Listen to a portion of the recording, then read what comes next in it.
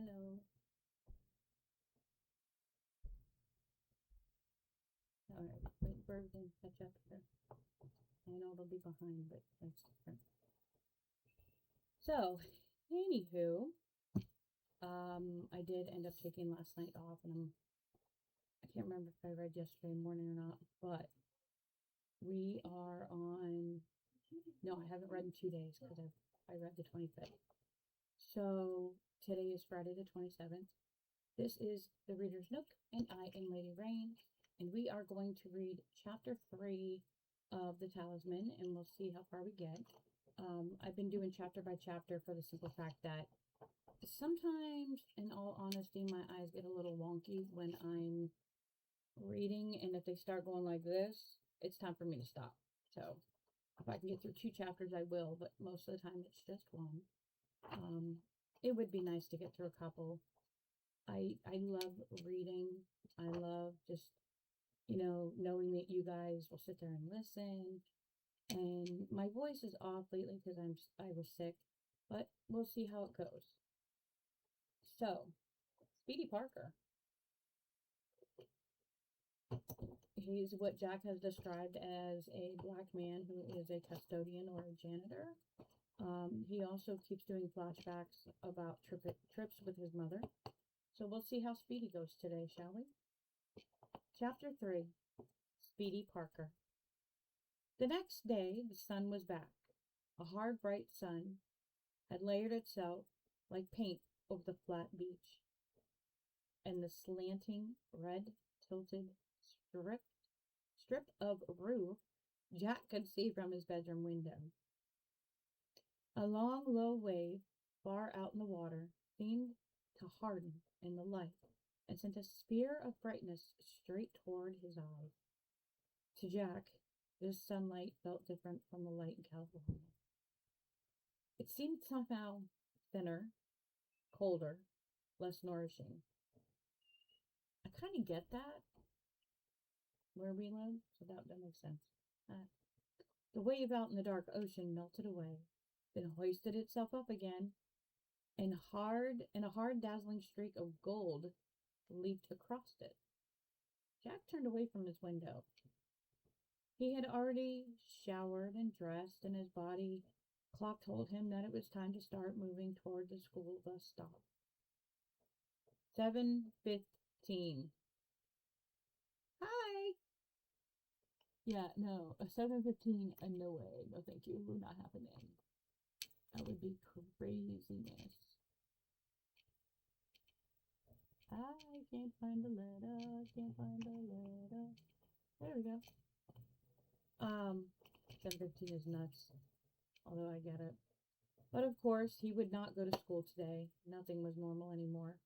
And he and his mother would just drift like ghosts through another 12 hours of daytime. No schedule, no responsibilities, no homework. No order at all except for that given them by mealtimes. Was today even a school day? Jack stopped short beside his bed, feeling a little flicker of panic that his world had become so formless he didn't think this was a Saturday. Jack counted back to the first absolutely identifiable day his memory could find, which was the previous Sunday.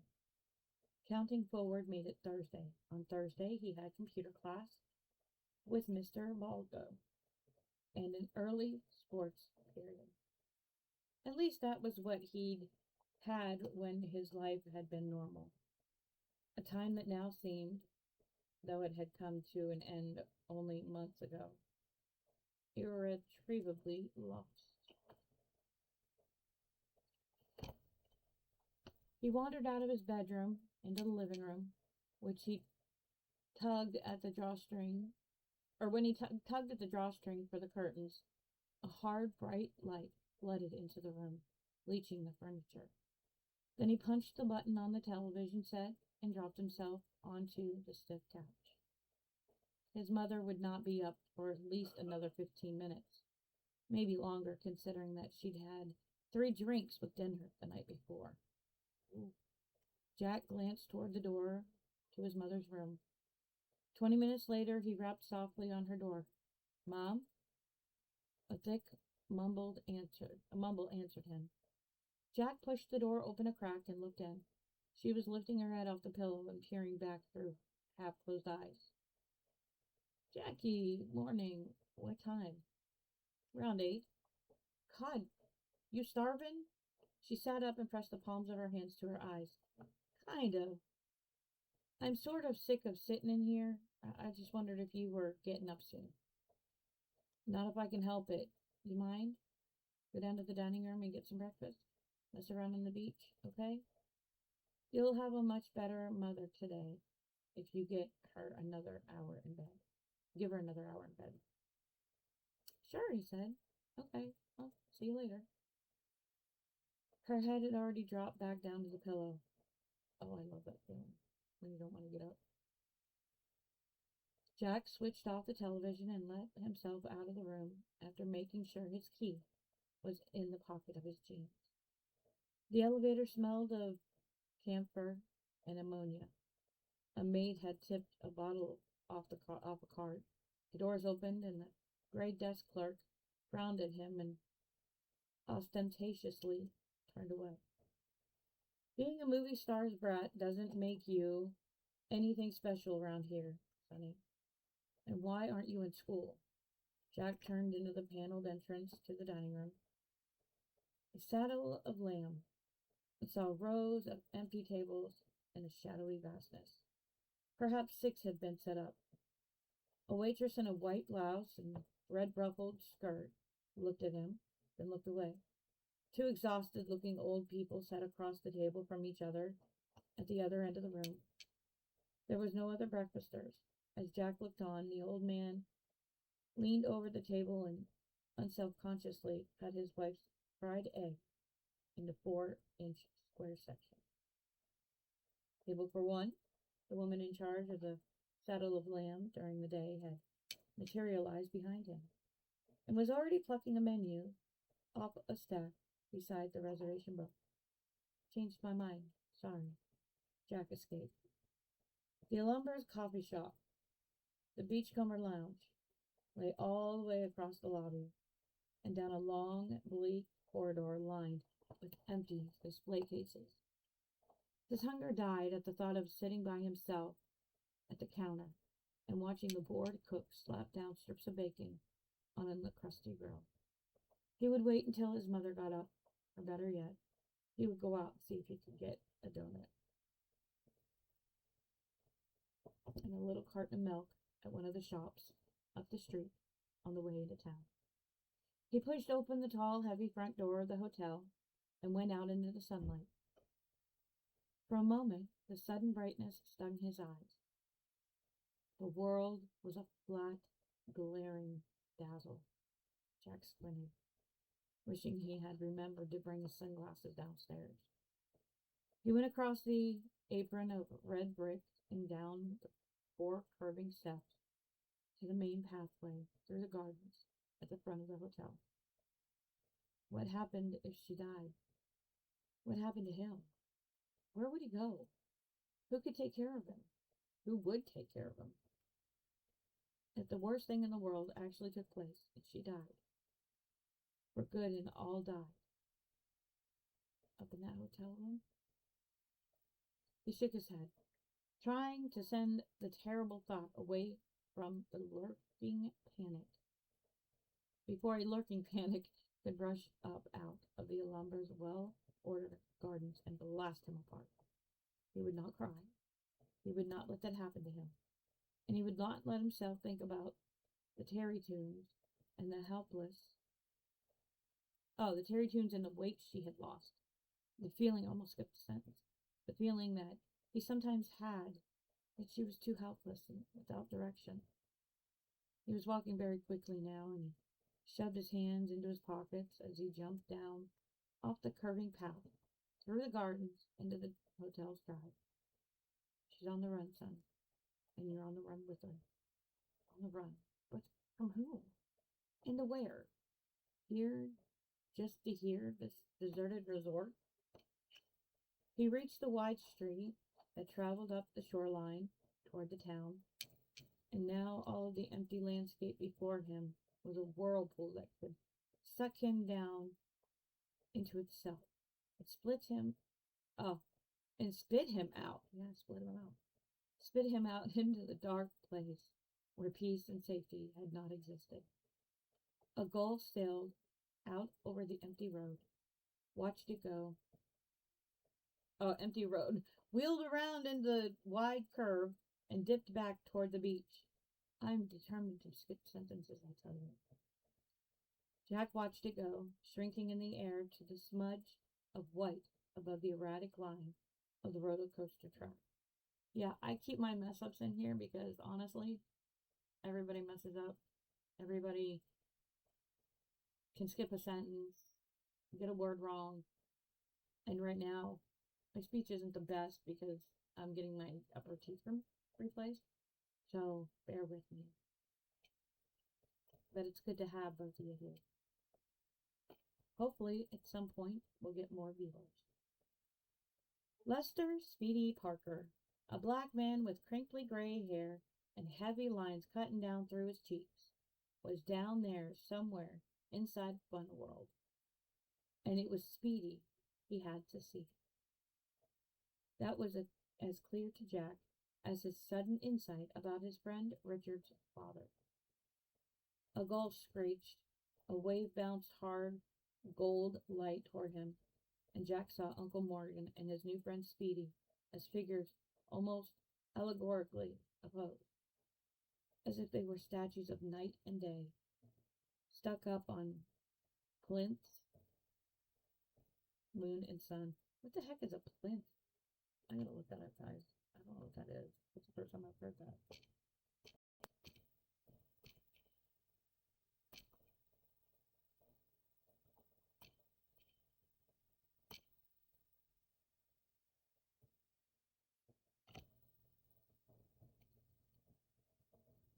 Raising the base of a column it supports above the ground. Oh, protecting it from dampness and mold. Okay, that helps. All right.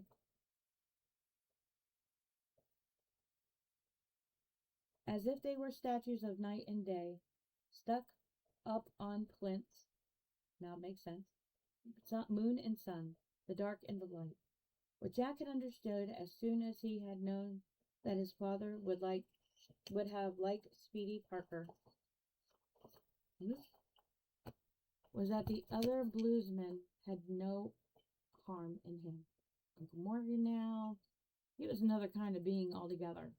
Uncle Morgan lived for business, for deal making and hustling, and he was so ambitious that he challenged every faintly dubious call in a tennis match. So ambitious, in fact, that he cheated in a penny ante card game his son had now, and then coaxed him into joining. At least Jack thought that Uncle Morgan had been cheating in a couple of their games. Not a man who thought that defeat demanded graciousness. Night and day, moon and sun, dark and light. The black man was the light in those polarities. And when Jack's mind had pushed him this far, all that panic he had fought off in the hotel's tiny garden swarmed toward him again. He lifted his feet and ran. When the boy saw Speedy kneeling down outside the gray and peeling arcade building, wrapping electrician's tape around thick cord, his steel wool head bent almost to the pier, and his skinny buttocks poking out of the worn green seat of his work pants, I just think of Plumber. And the dusty soles of his boots towed down like a pair of upended surfboards. Give me a second, guys. All right, I'll read that. This can be ripped up. And that can be ripped up. Give me a second.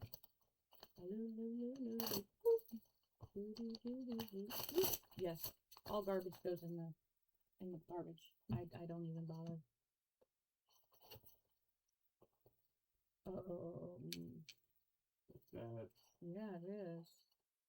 We're gonna have to have a little talk about that when it's just dental coverage. Okay, now back to where we were. I had to look at it real quick. When my son brings me the mail, he wants to know if there's anything important. So I went through the mail. One thing for me, one thing for Dad. We're good to go. So.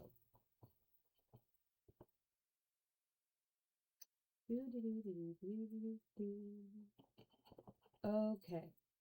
The dirty soles of his boots towed down like a pair of appended surfboards. He realized that he had no idea what he had been planning to say to the custodian, or even if he intended to say anything at all. Speedy gave the roll of black tape another twist around the cord, nodded, took a battered palmer knife from the flat pocket of his work shirt, and sliced the tape off the roll with a flat, surgical neatness. Jack would have escaped from here, too, if he could. He was intruding on the man's work. Anyhow, it was crazy to think that Speedy would really help him in any way. What kind of help could he give an old janitor in an empty amusement park? Then Speedy turned his head and registered the boy's presence with an expression of total and warming welcome. Not so much a smile as a deepening of all those heavy lines on his face, and Jack knew that he was at last no intrusion. "Traveling Jack," Speedy said. "I was beginning to get afraid you decided to stay away from me, just when we got to be friends, too." "Good to see you again, son." "Yeah," Jack said. "Good to see you, too." Speedy popped the metal knife back into his shirt pocket and lifted his long, bony body upright so easily, so athletically, that he seemed weightless. "This whole place coming down around my ears," he said. "I just fixed it a little bit at a time, enough that so everything works more or less the way it should." He stopped in mid-sentence, having had a good look at Jack's face. "Oh, the world's not so fine right now, seems like. Traveling Jack, what bucked up to a load of worries." "That the way it is?" "Yeah, sort of," Jack began. He still had no idea how to begin expressing the things that troubled him. They could not put into ordinary sentences, or could not be put into ordinary sentences, for ordinary sentences made everything seem rational. 1, 2, 3. Jack's world no longer marched in those straight lines. All he could not say weighed in his chest. He looked miserably at the tall, thin man before him. Speedy's hands were thrust deep into his pockets, his thick gray eyebrows pushed toward the deep vertical furrow between them. Speedy's eyes, so light they were almost no color at all, swung up from the blistered paint of the pier and met Jack's own. And suddenly Jack felt better again. He did not understand why, but Speedy seemed to be able to communicate emotion directly to him, as if they had not met just a week before, but years ago, and had shared far more than a few words in a deserted arcade. "Oh, that's enough of work for now," Speedy said, glancing up at the direction of the Alhambra. "Do any more, and I just spoil 'em. Don't suppose you ever saw my office, did you?" Jack shook his head. "Time for a little refreshment, boy. The time is right." He set off down the pier in his long-legged gad, and Jack trotted after him. As they jumped down the steps of the pier and began going across the scrubby grass and packed brown earth toward the buildings of the far side of the park, Speedy astonished Jack by starting to sing, "Traveling Jack, oh, traveling Jack, got a far long way to go, longer way to come back." It was not exactly singing, Jack thought. It's sort of halfway between singing and talking. If it were not for the words, he would have enjoyed listening to Speedy's rough, confident voice. "Long, long way for a boy to go, long way to come back."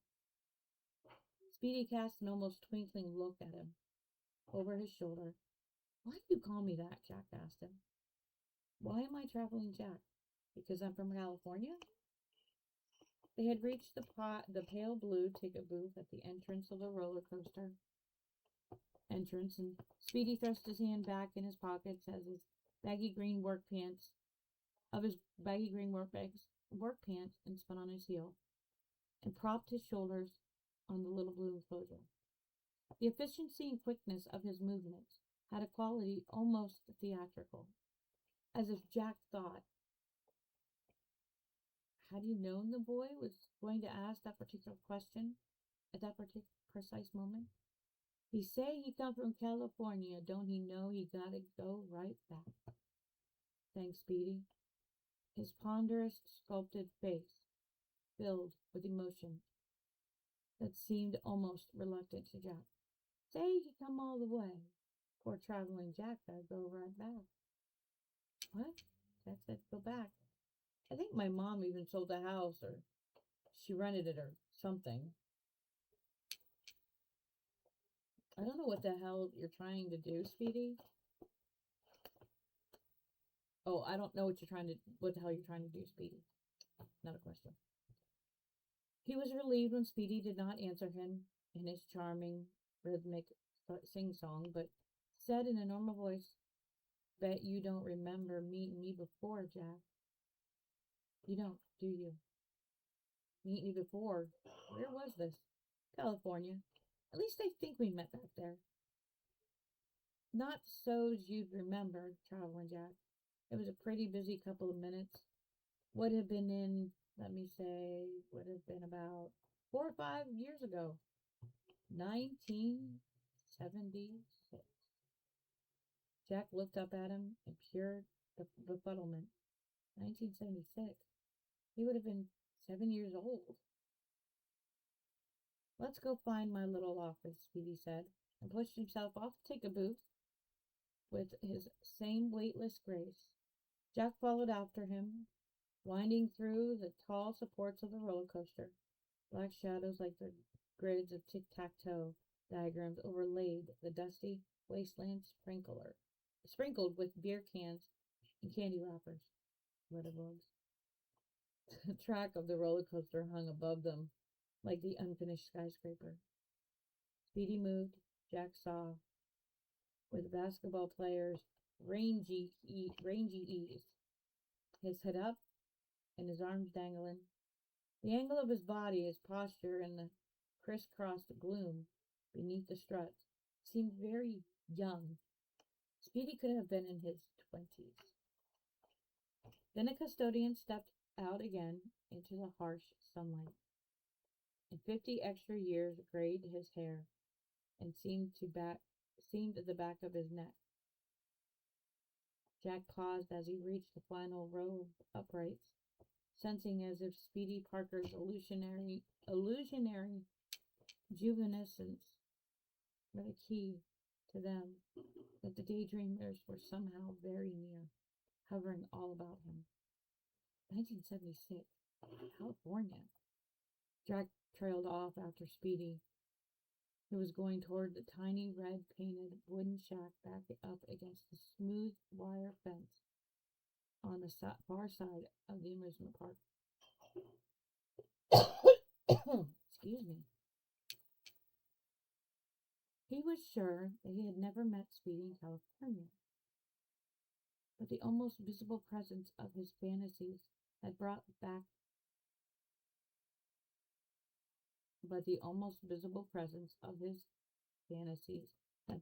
to him another specific memory of those days, the visions and sensations of a late afternoon in his 6th year. Jack playing with a black toy taxi behind the couch in his father's office, and his father and Uncle Morgan expectedly, magically talking about the daydream. They have magic, like we have psychics, right? And agrarian,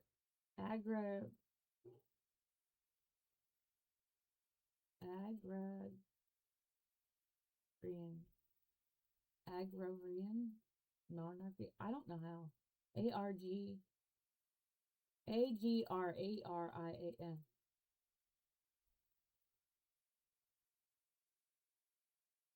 agrarian, maybe.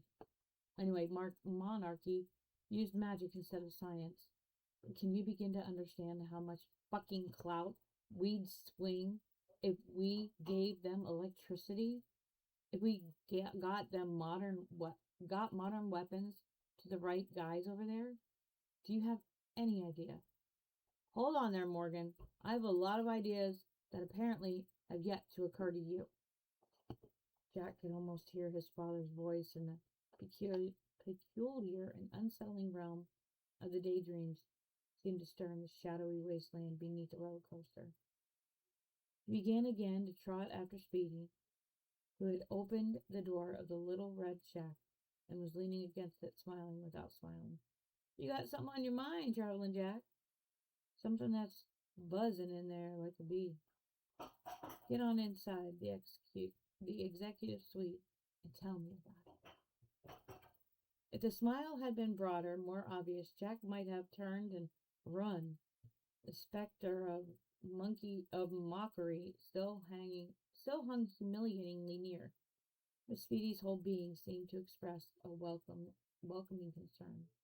The message of all those deepened lines in his face, and Jack went past him through the door. Speedy's office was a small board rectangular and same red as it leaned against one of the side walls, flanking an unplugged electrical heater that resembled the grill of a mid-50s Pontiac. In the middle of the room, a wooden, round, black school chair kept company with an overstuffed chair of faded gray material. The arms of the overstuffed chair seemed to have been clawed open by several generations of cats. Dingy wisps of stuffing lay across the arms like hair. On the back of the school chair was a complex graffito of scratched in initials, junkyard furniture. In one of the corners stood two near foot-high piles of paperback books. In another square, fake alligator cover of a cheap record player. Speedy noted at the heater and said, "You come round here in January, February, boy. You see why I got that. Cold. Shoot." But Jack was now looking at the picture taped in the wall, to the wall over the heater and orange crates. All but one of the pictures were nudes cut from men's magazines.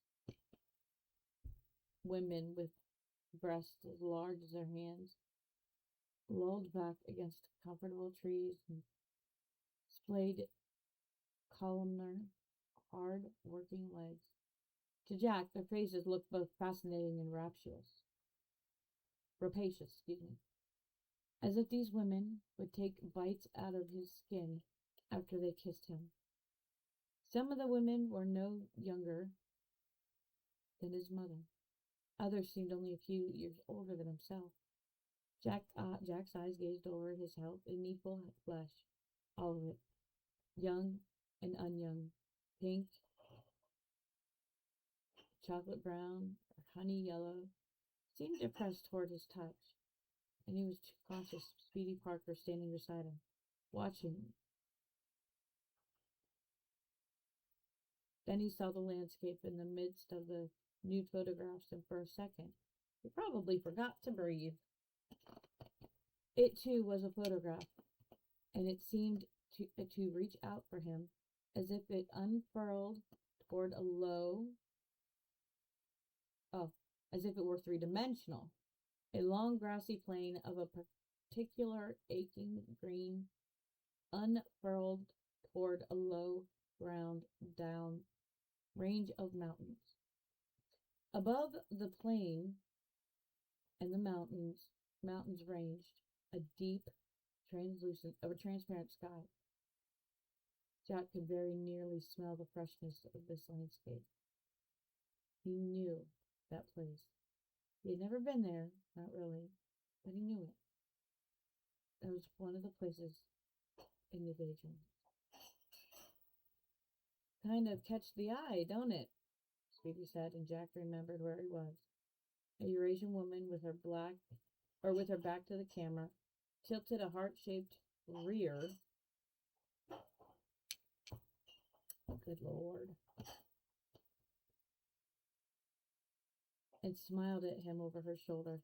Yes, Jack thought. A real pretty place, Speedy said. I don't put that one up often. All these here girls met me when I moved on. Didn't have the heart to rip 'em off the wall. They sort of do remind me of the way back then times when when I was on the road. Jack looked up at Speedy, startled, and the old man winked at him. Do you know this place, Speedy? Jack asked. I mean, do you know where it is? Maybe so, maybe not. Might be in Africa, someplace in Kenya. Or that might be just my memory. Sit down, traveling Jack. Take a comfortable chair. Jack twisted his chair so that he could still see the picture of the Daydream's place. That's Africa. Might be. I lost my place. Give me a second. Okay. Might be somewhere a lot closer. Might be somewhere a fellow could get to anytime he liked. That is, if he wanted to see it bad enough. Jack suddenly realized that he was trembling, and had been for some time. He balled his hands into fists, and felt the trembling displace itself into his stomach. He was not sure that he wanted ever to see the Daydream place. Let's see if I can get through this. I am not sure I will get through all this. He was not sure that he ever wanted to see the Daydream place, but he looked questioningly over at Speedy, who had preached himself on the school chair. It isn't any place in Africa, is it? Well, I don't know. Could be.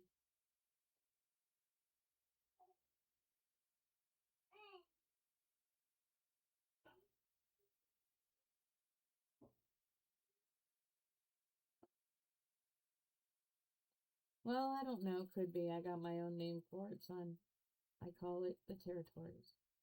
Jack turned back up at the photograph. The long, dimpled plain. Sorry, that's my grandson. The low brown mountains. The territories. I was right.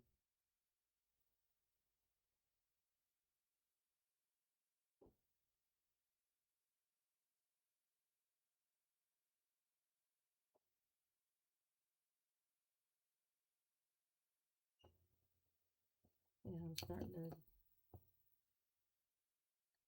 ADHD sucks.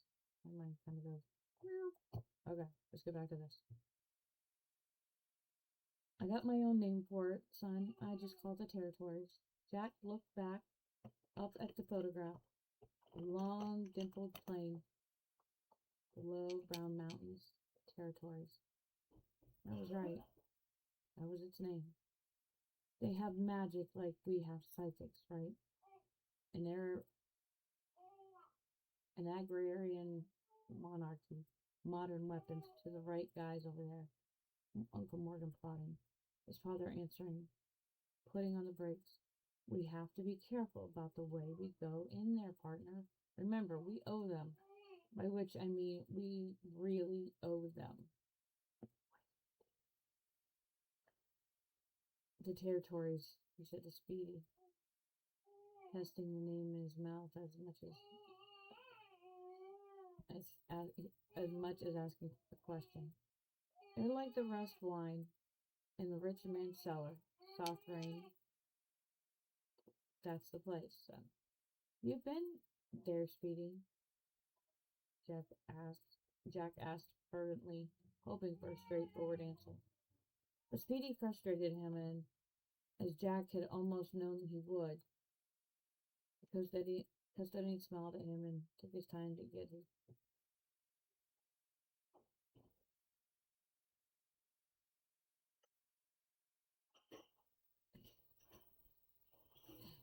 Oh my Oh, good lord.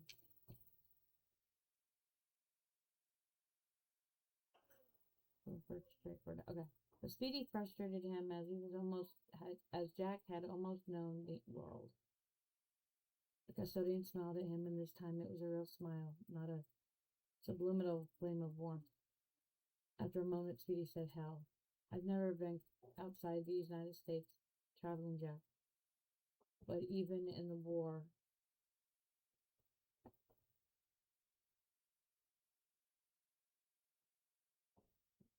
not even in the war, not even any farther than Texas or in Alabama.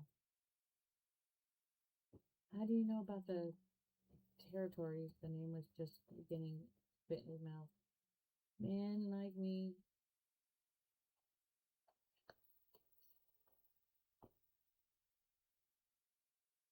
he hears all kinds of stories.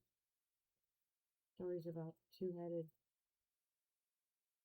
parrots, men that fly with their open wings, men who turn into wolves, stories about queens, sick queens, magic like we have, Cypress life.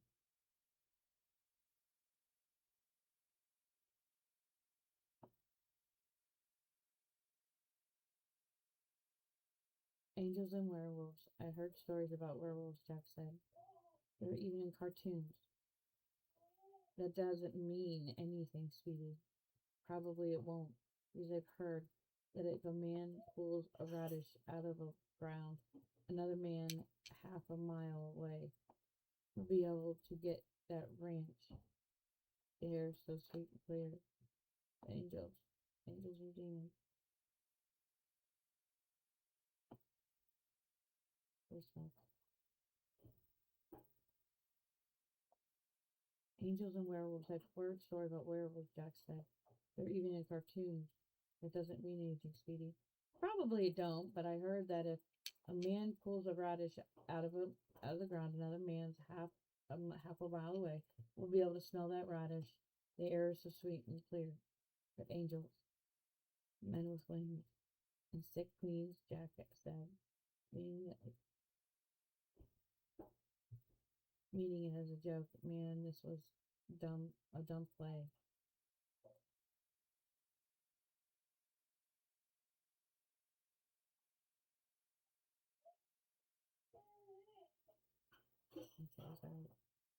Man, this was some dumb place to make up broom jockey.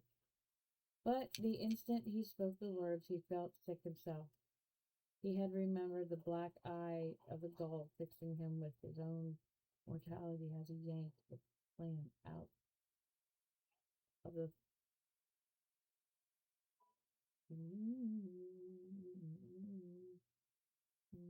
was his own morality.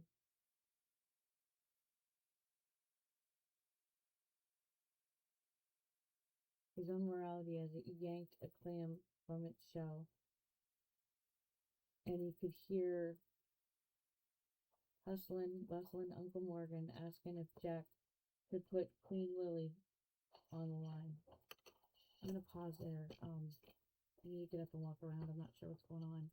I'm hoping to be able to finish this because I got 2, 4, 6, 7, 8, 9 pages. So just bear with me. Give me a few minutes. Get a snack, get some coffee, whatever you need to do, and I will be back. I'm gonna find this thing and put up. Oh, that's not what I want.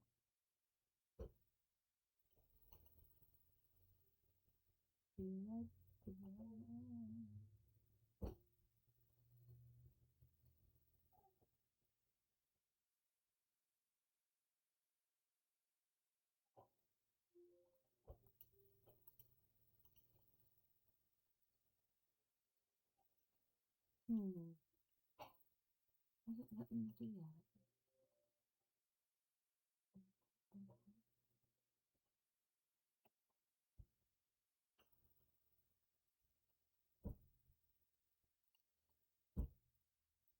Okay, here we go.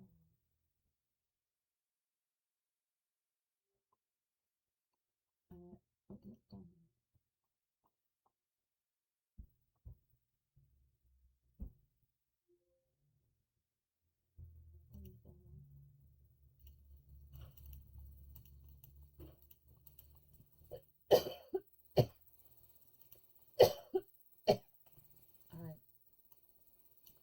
with y'all. Be right back. You might hear stuff, but I'll be right back. Just give me a couple minutes. Just have a snack or something. Arlie, can you go outside?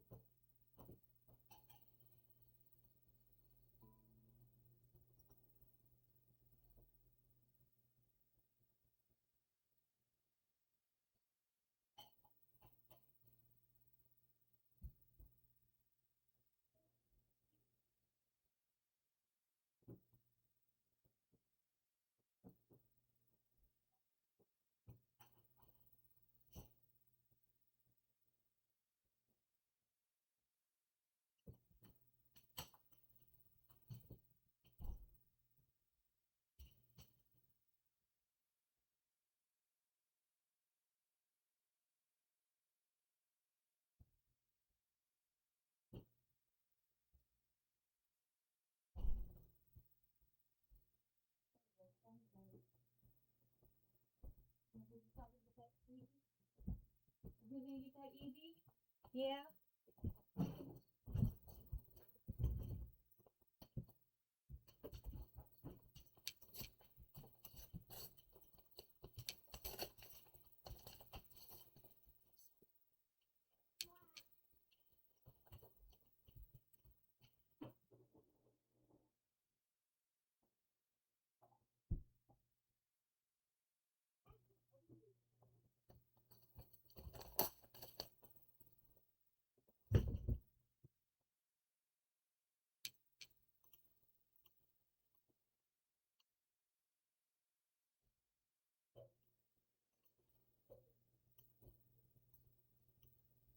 There, I am back.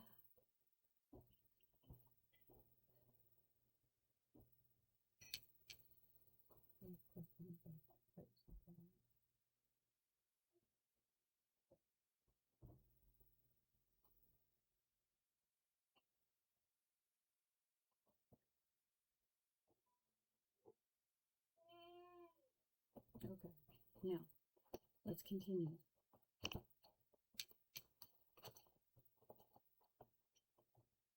Queen of the Bees, Queen Lily Kavanaugh.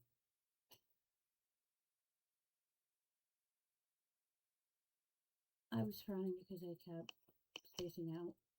That's kind of why. Oh, and I wrote you, please look at that. Yes, Speedy said softly. Trouble's everywhere, son. Sick queen, maybe dying. Dying, son. And a world or two waiting out there, just waiting to see if someone could save her. Jack stared at him open-mouthed, feeling more or less as if the custodian had just kicked him in the stomach. Save her. Save his mother. The panic started to flood toward him once again. How could he save her? And did all this crazy talk mean that she really was dying? Back there in that room? You got a job, Traveling Jack, Speedy told him. A job that ain't gonna let you go. And that's the Lord's truth. I wish it was different. I don't know what you're talking about, Jack said. His breath seemed to be trapped in a hot little pocket situated at the base of his neck. He looked into another corner of the small red room, and in the shadow saw a battered guitar propped against the wall. Beside it lay a neat tube of thin, rolled-up mattress. Speedy slept next to his guitar. I wonder, Speedy said. There comes times, you know what I mean? You know more than you think you know. One hell of a lot more. But I don't, Jack began, and then pulled himself up short. He had just remembered something. Now he was even more frightened. Another chunk of past had rushed out of him, demanding his attention.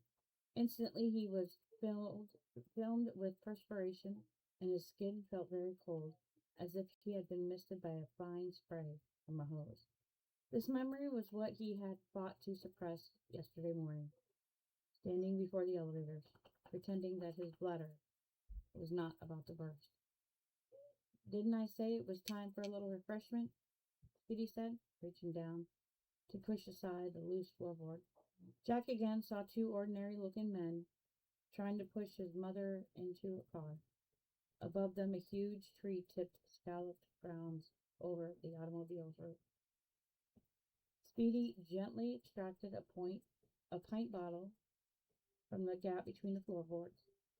The glass was dark green, and the fluid inside looked black. This is going to help you, son. Just a little taste, all you need. Send you some new places.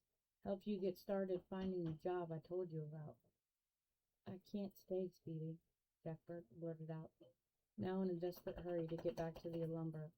The old man visibly checked the surprise on his face, then slid the bottle back under the loose floorboard. Jack was already on his feet. I'm worried, he said.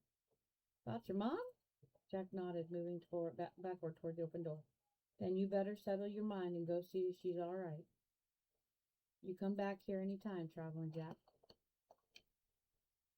Okay, the boy said, and then hesitated before running outside. I think I remembered where we met before.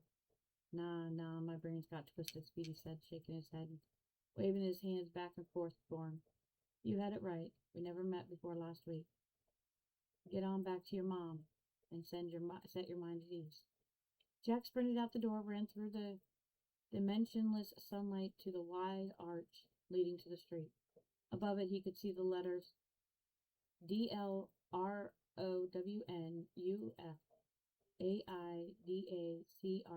outlined against the sky. At night, colored bulbs would spell out the park's name in both directions. Dust popped up beneath, so basically it was Arcadia Fun World backwards. Dust popped behind his Nikes. Jack pushed himself against his own muscles, making them move faster and harder, so that by the time he burst out through the arch, he felt almost as if he was flying. 1976, Jack had been puttering his way to Rodeo Drive on the afternoon in July, some afternoon in the drought season, but before that time of the year, where somebody started worrying about bushfires in the hills. Now, he could not remember where he had been going. A friend's house? It had not been an errand of any urgency. He had, Jack remembered, just reached a point where he no longer thought his father in every occupied second of his father in every occupied second for many months after Philip Sawyer's death and the hunting accident. His shade, his lost, had sped toward Jack at a bruising speed whenever the boy was least prepared to meet it. Jack was only 7, but he knew the part of his childhood had been stolen from him. His 6-year-old self now seemed impossibly naive and thoughtless, but he had learned to trust his mother's strength. Formless and savage threats no longer seemed to conceal themselves in dark corners, closets with half-open doors, shadowy streets, empty rooms. The events of that aimless summer afternoon in 1976 had murdered this temporary peace. This temporary peace. After it, Jack slept with his light on for 6 months. Nightmares roiled his sleep. The car pulled across the street just a few houses up from the Sawyers. White, 3-story colonial. It had been a green car, and that was all that Jack had known about it, except that it was not a Mercedes. Mercedes was the only kind of automobile he knew by sight. The man at the wheel had rolled down his window.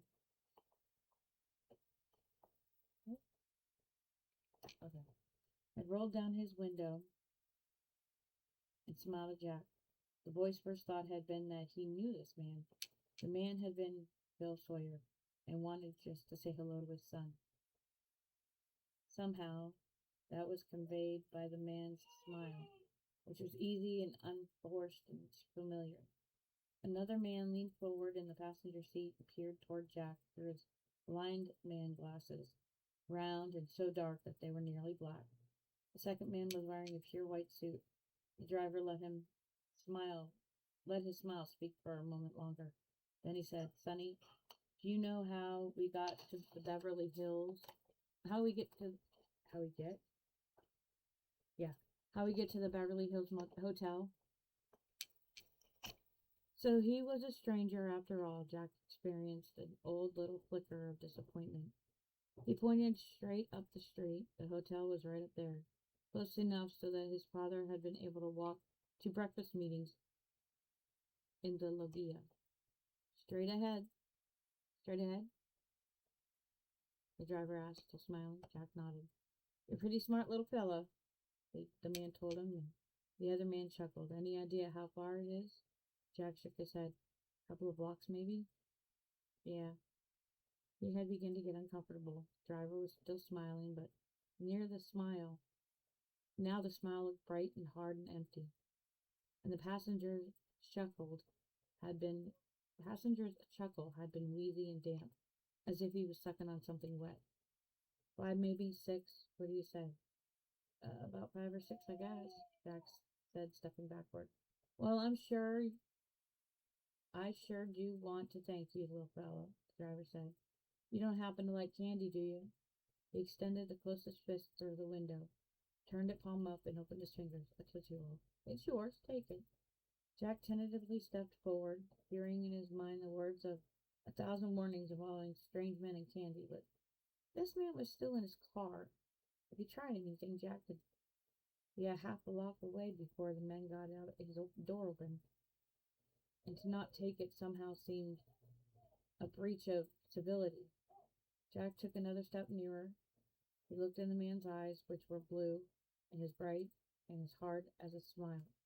Jack's instincts told him to lower his hand and walk away. He let his hand drift an inch or two nearer to the Tootsie Roll. Then he made a little stabbing peck with his fingers. The driver's hand clamped around Jack's, and the passenger in blind man glasses laughed out loud. Astonished, Jack stared into the eyes of the man, gripping his hands, and saw them start to change. Thought he saw them start to change from blue to yellow. The man in the other seat pushed his door open and trotted around the back of the car. He was wearing a small gold cross of a lapel in the lapel of his silk suit coat. Jack pulled frantically away, but the driver smiled brightly, emptily, and held him fast. No! Jack yelled. Help! Then the man in the dark glasses opened the rear door, and on Jack's side. Help me! Jack screamed. The man holding him began to squeeze him down into the shape that would fit into the open door. Jack bucked, still yelling, and the man effortlessly tightened his hold. Jack struck his hands, then tried to push the hands off. With horror, he realized that what he had felt beneath his fingers was not skin. He twisted his head and saw the clamp in his hand to his side, and protruding from the black sleeve was a hard, pinching thing like a claw or a jointed talon. Jack screamed again. From up the street came a loud voice. Hey, stop messing with that boy! You, leave that boy alone! Jack gasped with relief and twisted as hard as he could in the man's arms. Running toward them from the end of the block was a tall, thin, black man still shouting. The men holding him dropped Jack to the sidewalk and took off around the back of the car. The front door was one of the houses behind Jack slammed open. Another witness. Move! Move! Said the driver, already stepping on the accelerator. White suit jumped back into the passenger seat, and the car spun its wheels and squealed diagonally across the Rodeo Drive, barely missing a long white Clinette driven by a sun-tanned man in tennis whites. The Clement's horn blared. Jack picked himself up off the sidewalk. He felt dizzy. A bald man in a tan safari suit appeared beside him and said, Who were they? Did you get their names? Jack shook his head. How do you feel? You ought to call the police. I want to sit down, Jack said. And the man backed up a step. Do you want me to call the police? He asked. And Jack shook his head. I can't believe this, the man said. Do you live around here? I've seen you before, haven't I? I'm Jack Sawyer. My house is just down there. The White House, the man said, nodding. You're a Lily Cavanagh's kid. I'll walk you home if you like. Where's the other man? Jack said. Jack asked him. The black man, the one who was shouting. He took an uneasy step away from the man in the safari suit. Apart from the two of them, the street was empty. Lester Speedy Parker had been the man running toward him. Speedy had saved his life back then, Jack realized, and ran all the harder toward the hotel. You get any breakfast? His mother asked him, spilling the cloud of smoke out of her mouth. She wore a scarf over her head like a turban, and with her hair hidden that way, her face looked bony and vulnerable to Jack. A half-inch cigarette smoldered between her second and third fingers.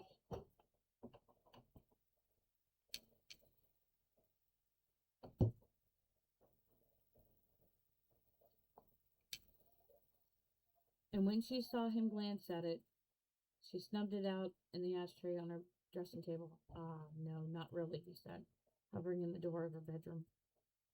Give me a clear yes or no, she said, turning back to the mirror. The ambiguity is killing me.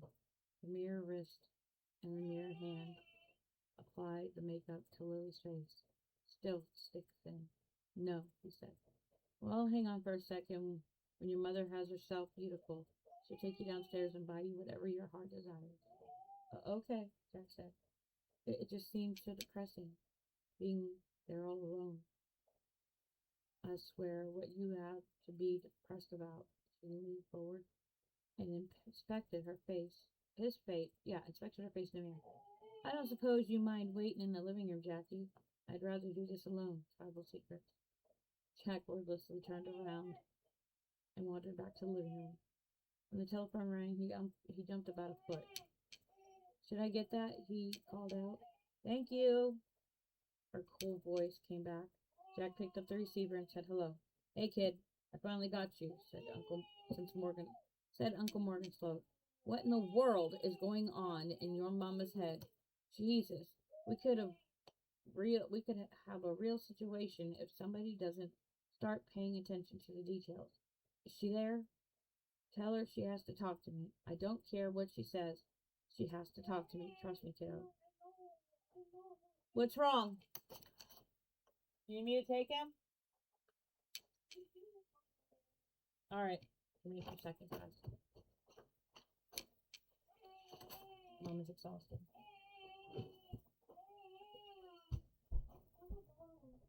I'm surprised he's hungry again.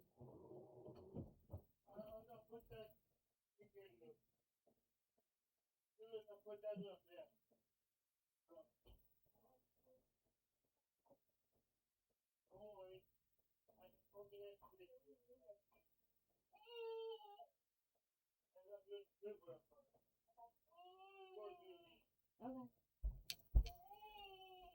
Nick, when that goes off, bring him here, please. Hey, Boo, where's your pacifier?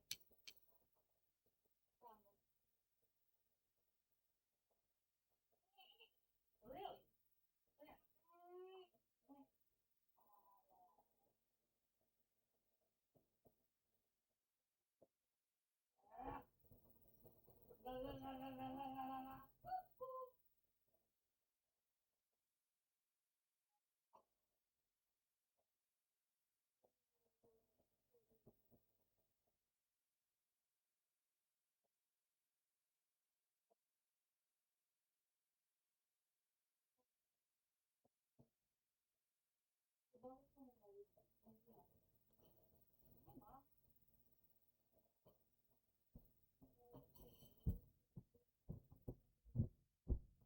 Yeah, we're trying to figure that part out.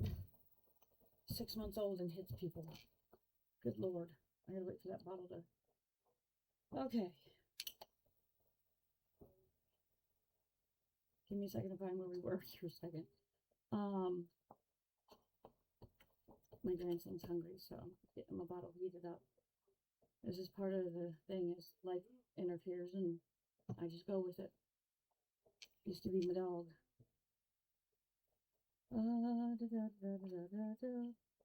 Jack let the phone dangle in his hand. He wanted to hang up, to get in the car with his mother and drive to another hotel in another state. He did not hang up. He called out, "Mom, Uncle Morgan's on the phone. He says you have to talk to him." She was silent for a moment, and he wished he could have seen her face. Finally, she said, "I'll take it in here, Jackie." Jack already knew what he was going to have to do. His mother gently shut her bedroom door. He heard her walking back to the dressing table. She picked up the telephone in the bedroom. "Okay, Jackie," she called through the door. "Okay," he called back. Then he put the telephone back to his ear and covered the mouthpiece with his hand so no one would know. No one would hear him breathing. "Great stunt, Lily," Uncle Morgan said. Terrific. If you were still in pictures, we could probably get a little mileage out of this. Kind of a why has this actress disappeared thing. But you don't think it's time you started acting like a rational person again? But don't you think? "How'd you find me?" she asked. "You think you're hard to find? Give me a break, Lily. I want you to get your ass back to New York. It's time you stop running away." "Is that what I'm doing, Morgan?" "Well, you don't exactly have all the time in the world." "Bring it here." "In the world, Lily, and I don't have enough time to waste to chase you all over New England." "Hey, hold on. Your kid never hung up on his phone." Give me a second. I'm gonna grab the bottle. No, I got it. It was my plan after it went off. Thank you.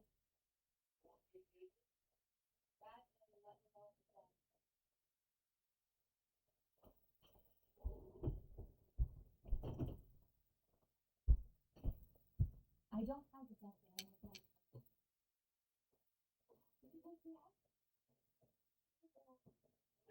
Like, hey, yum, yum, yum, yum, yum, yum, yum. He's a hungry little dude today. All right.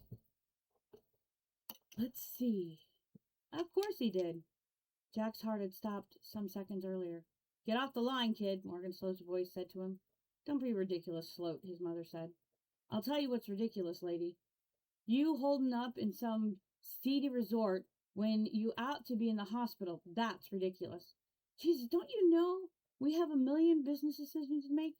I don't care about your son's education, too. Oh, I care about your son's education, too. And it's a damn good thing I do. You seem to have given up on that." "I don't want to talk to you anymore," Lily said. You don't want to, but you have to. I'll come up there and put you in a hospital by force if I have to. We got to make arrangements, Lily. You own half of the company. I'm trying to run, and Jack gets your half after you're gone. I want to make sure Jack's taken care of. And if you think that taking care of Jack is what you're doing up there in goddamn New Hampshire, then you're a lot sicker than you know. What do you mean, Sloat? Lily asked in a tired voice. You know what I want. I want everybody taken care of. I want what's fair. I'll take care of Jack, Lily. I'll give him $50,000 a year. You know about that, Lily. You think about that. You think about that, Lily. I'll see he goes to good college. You can't even keep him in school. Noble Sloat, his mother said. Do you think that's an answer, Lily?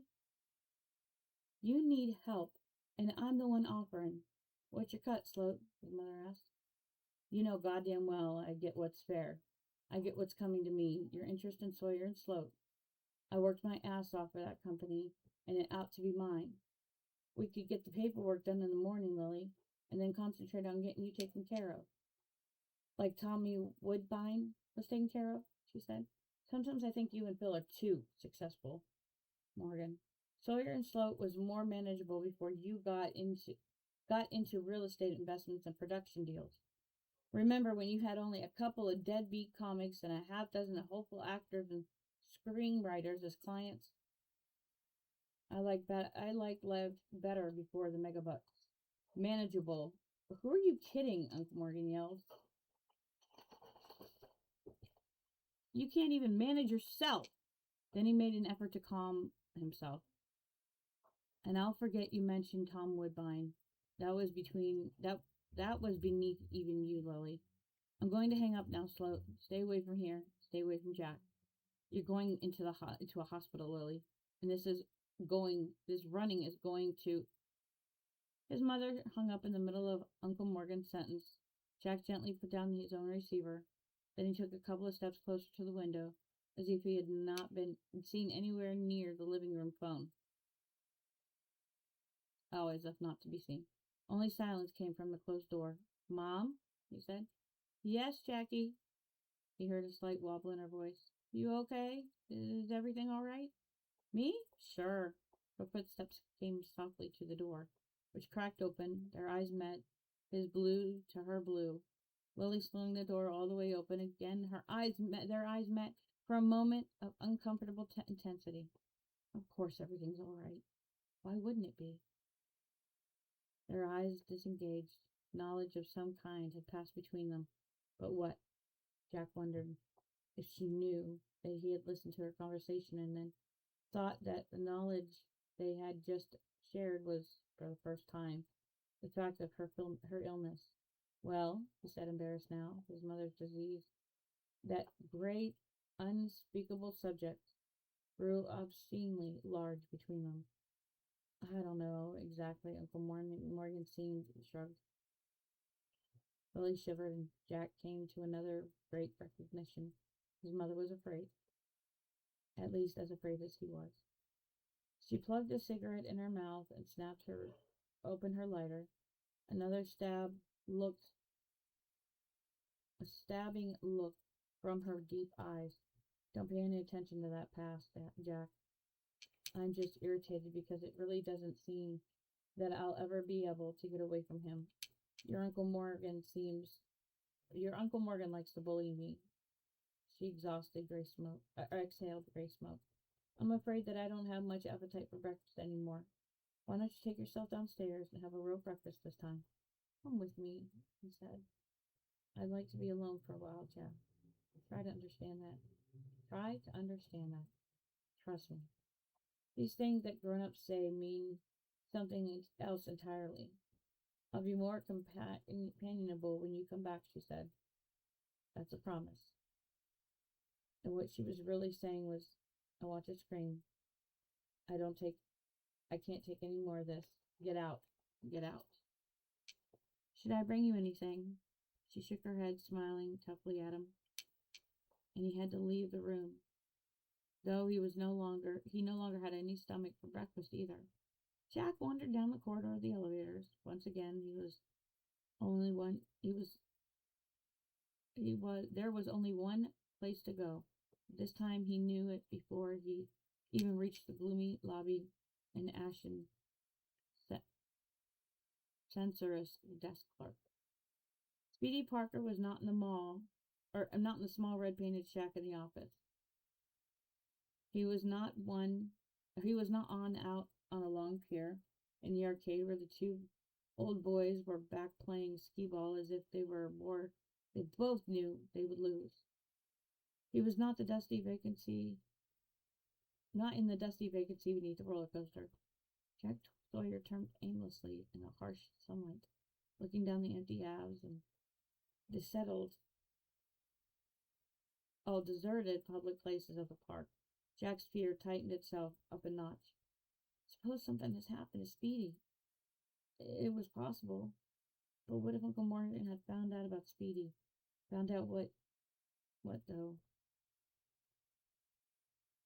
And had Jack mentally saw the wild child van careening around the corner, grinding its gears and picking up speed. He jerked himself into motion, hardly knowing which way he meant to go. In the bright panic of his mood, he saw Uncle Morgan running past a row of deserted mirrors.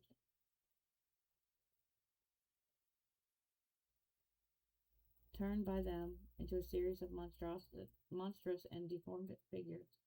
Horns grew on his bald brow. A hump flowered between his fleshy shoulders. His wild fingers became shovels. Jack veered sharply to the right and found himself moving toward an oddly shaped, almost round building of white and slate-like boards. From within, he suddenly heard a rhythmic tap, tap, tap. The boy ran toward the sound, a wrench hitting a pipe, a hammer striking an anvil, a noise of work. In the midst of the slats, he found the doorknob and pulled open the fragile door.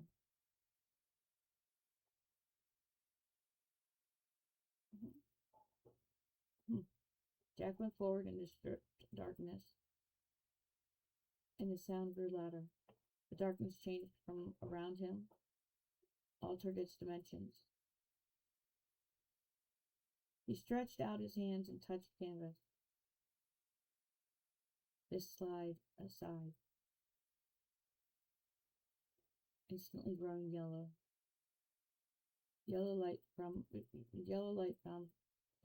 about him. "Traveling Jack," said Speedy's voice.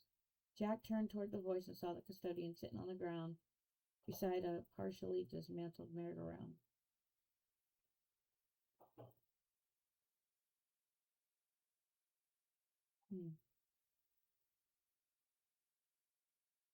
He held a wrench in his hand, and before him a white horse with a foamy mane lay impaled by a long silver stake from pommel to belly. Speedy gently put the wrench on the ground. "Are you ready to talk now, son?" he asked. Ooh, I made it through that faster than I thought. We're gonna pause there. I am having problems. I think I know what it is. I didn't sleep much last night, so. But thank you for having me and hanging out with me, and